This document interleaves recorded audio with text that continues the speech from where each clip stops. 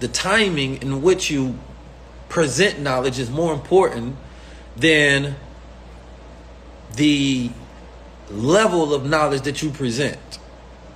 Think about that for a second, because sometimes we may just want to tell everybody everything, because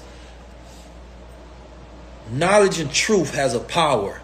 It's like if you ever seen somebody, they have a movie where they introduce like a energy cube, and they like, yo, it's too powerful, you can't sustain it, you can't hold this, right?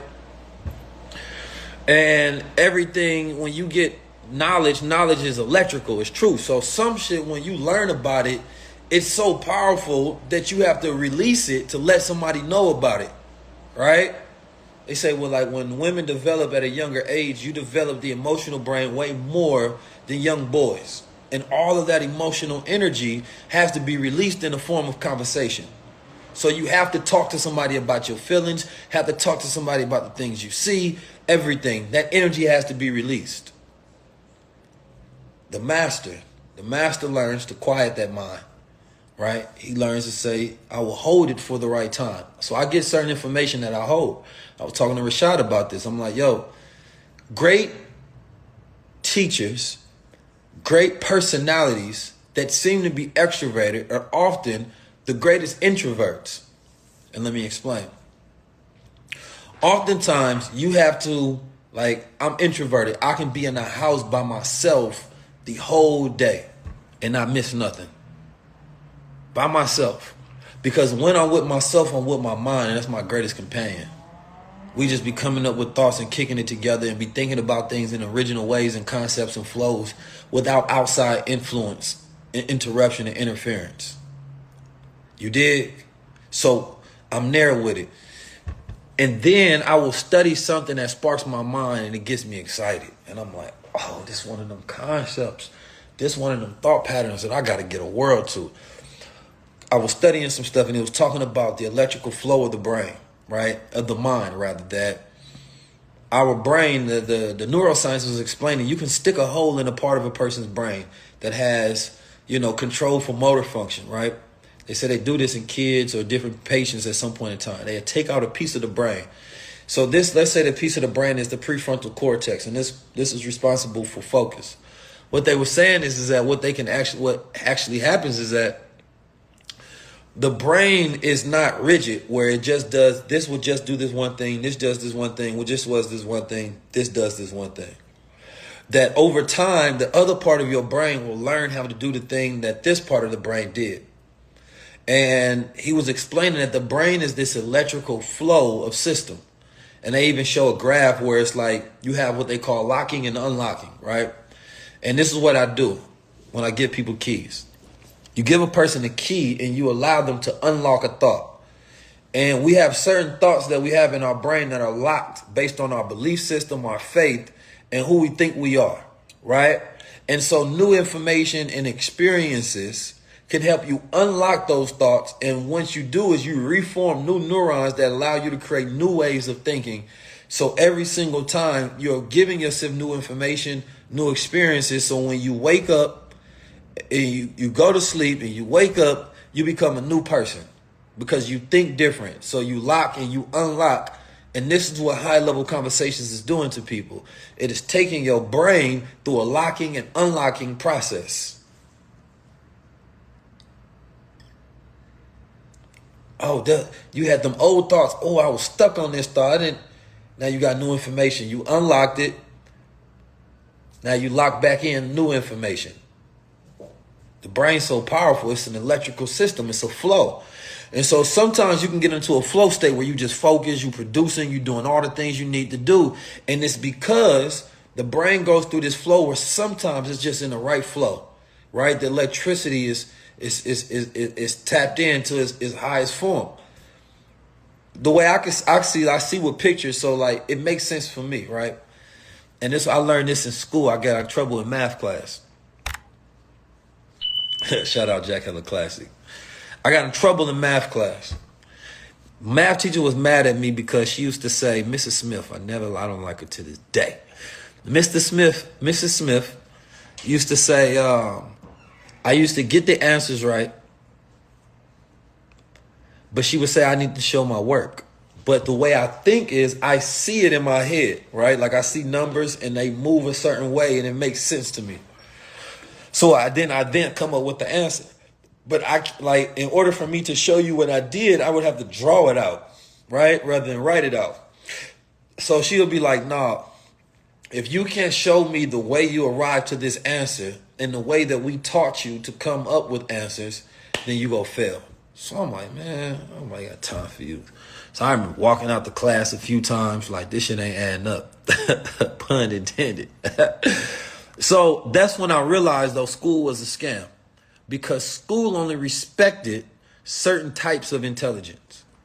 There are at least 9 types of intelligence. There are a multitude of different personality types, different ways people see things, react to things. Our brains are not the same. We got different. We acknowledge that through astrology, right? Oh, you a Taurus, or you a Virgo. Well, why do you take all of the signs and teach them all one way?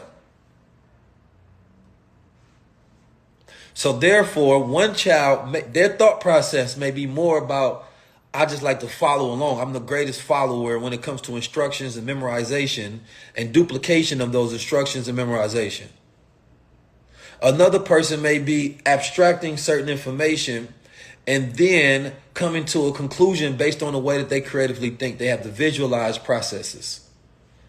But there is no system for measuring this person's intelligence, their intelligence system, and saying that we're going to teach you how to form and develop this more.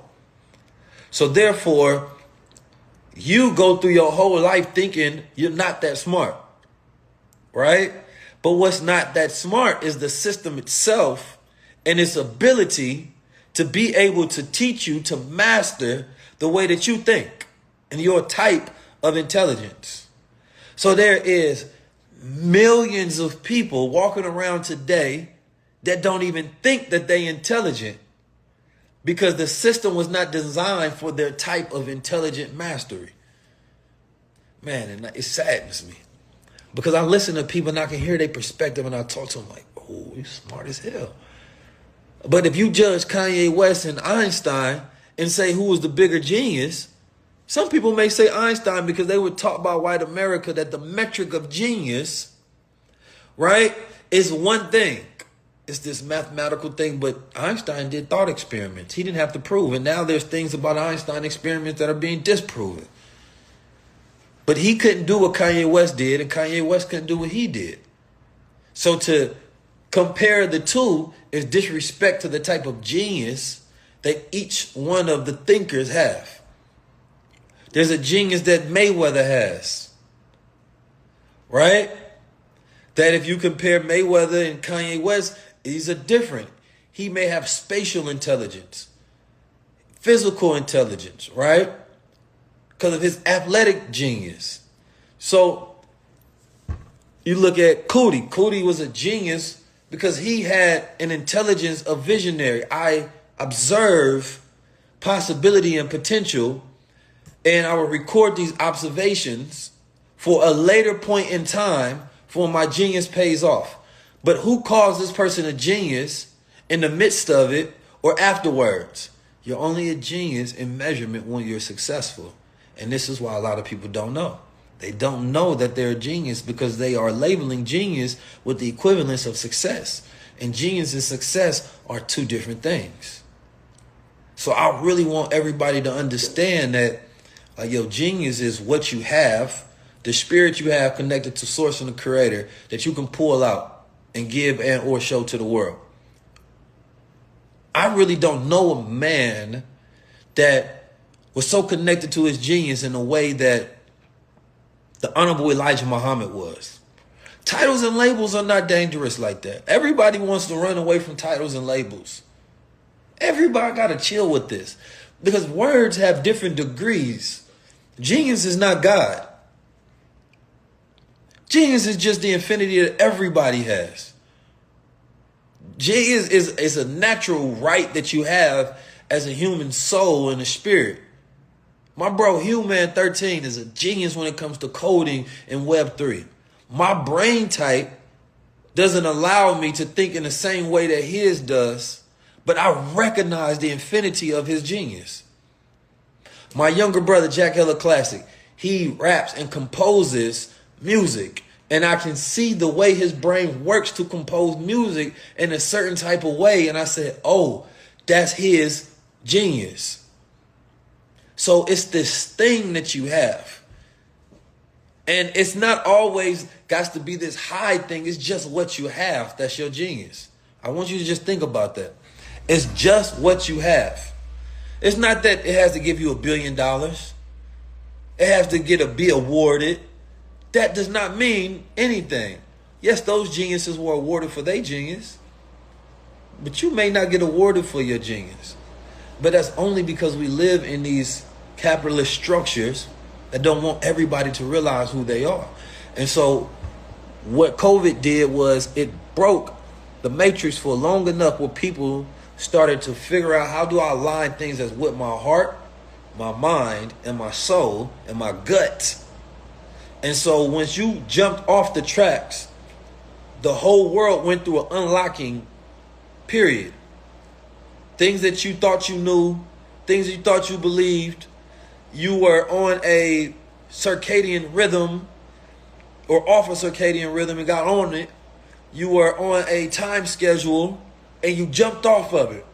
And now your brain had enough time to see things in a different flow. So now, by the time it was time to go back to work, you had unlocked and relocked in so many different thoughts. You were not the same person you were a year and 2 years ago. You are a completely different, mind.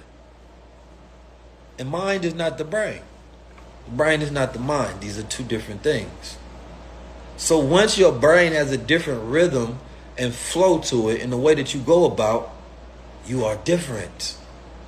He said, bro, put Supermind because he know I'm developing my Supermind program. Yo, when I put together this Supermind program, man, I can't wait. Y'all gonna love me for this one. This might be my best work.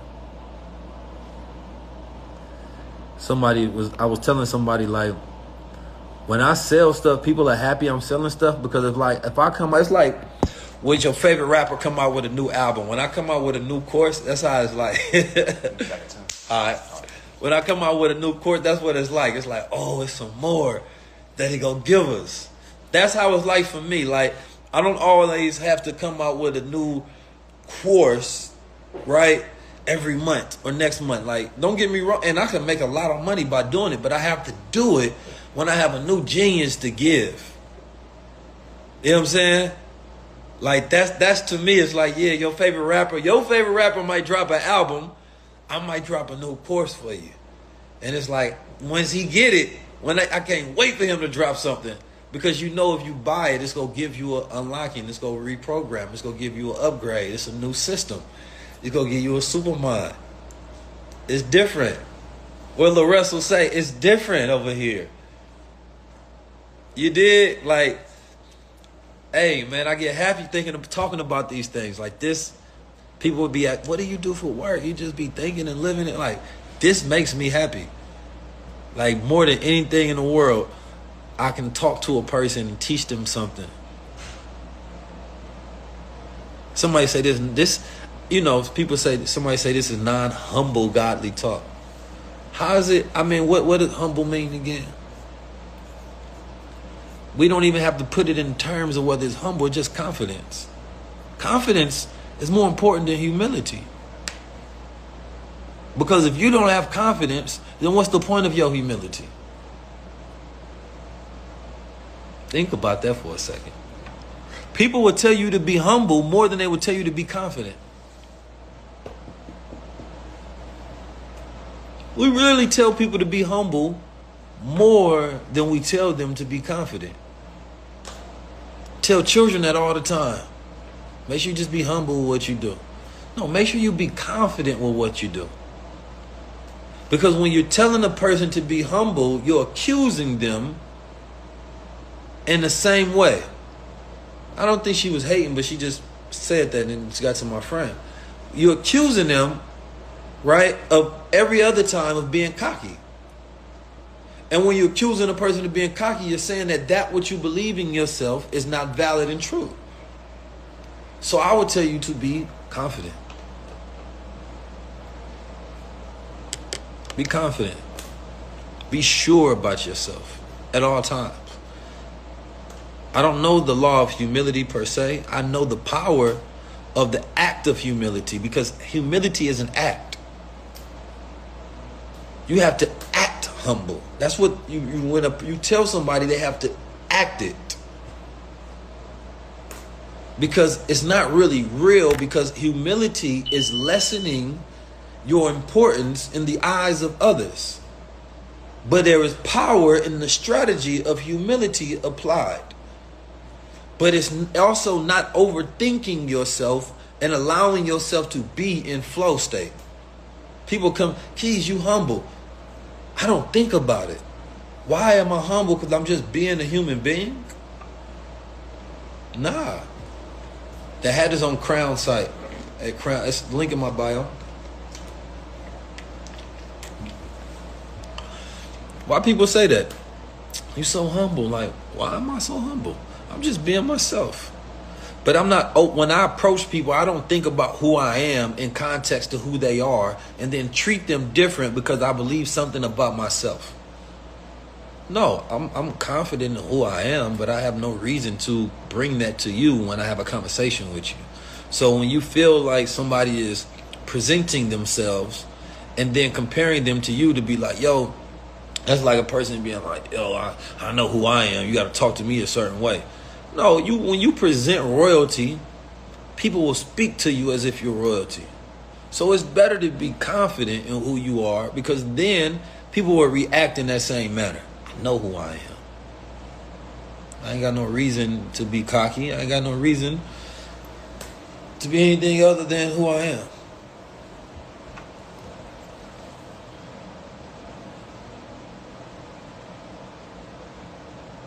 So, when, like I said, I want to get back to what I started off on this talking about, this creative space that I'm creating, which is going to be amazing, called Mecca. A lot of this, we've been planning this. A lot of things doing right now, I've been planning for months. This DAO, I've been planning for months. We are in recessionary times, but I think one of the worst things is to believe in the recession. And I'm going to tell y'all why. The recession it's an egregor. And y'all will understand what an egregor is after you watch this next high-level conversation. It's an occult secret that most will never tell you about. But once you believe in it, it attaches itself to you. It attaches to your mind. It attaches to your spirit. And what that does is has an effect on how you feel, how you think, and how you move. And so you have to be careful about what you believe, because the word itself, it seems like something people fear, right?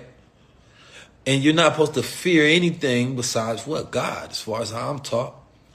So you have to be careful of these words that have this metaphysical power that if you believe in them, then they carry you along with them, because they become more powerful than your belief system.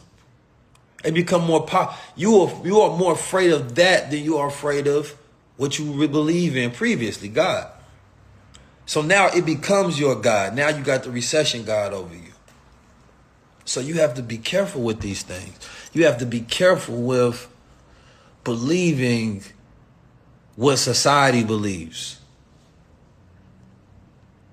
It's the most dangerous thing ever.